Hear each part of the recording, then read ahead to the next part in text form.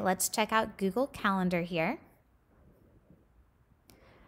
So as you can see, I have a ton of calendars happening, and that's because I go ahead and I add myself to my calendars for every portion of my life.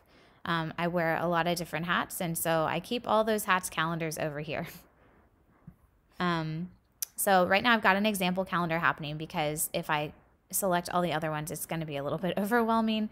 But to look at and then take away all of the things on your calendars, different ones, you just click on the little box next to them and it will show them or hide them. Okay, to create an event, you can either click on the day that you want to create the event and start typing, or you can click on create over here and the same thing kind of happens. So I'm going to do it this way.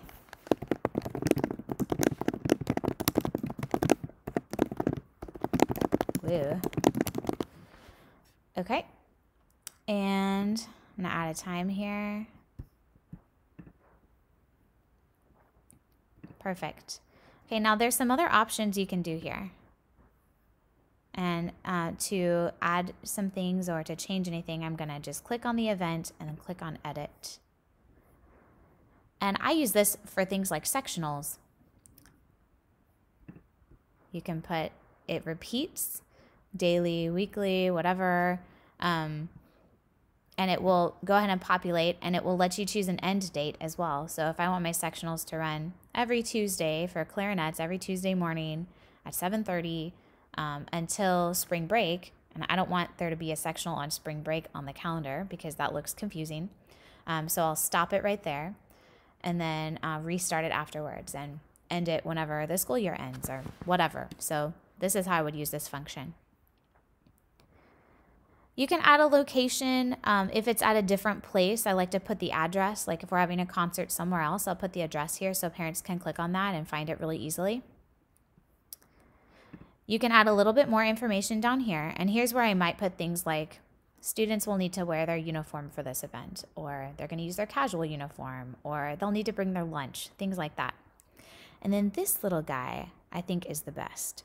You can add an attachment here. So here's just my recent files. But if I had a concert flyer that I sent home to all my kids, or a flyer about literally anything, a parent letter, whatever, I can attach it to this event on the calendar. So over time, your parents will kind of get trained, and your students too, they'll kind of get trained to look at the Google Calendar, and they'll know to expect having attachments. So if they lose that piece of paper or they can't find it on your website or whatever, that's just one more place for them to have it.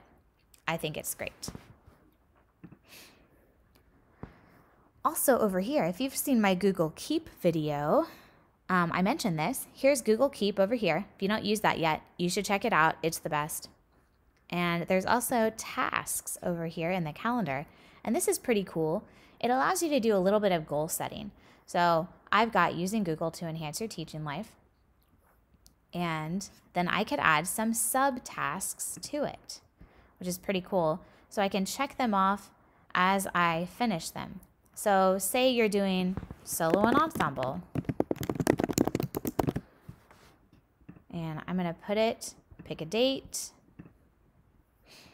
Let's say it is March 27th.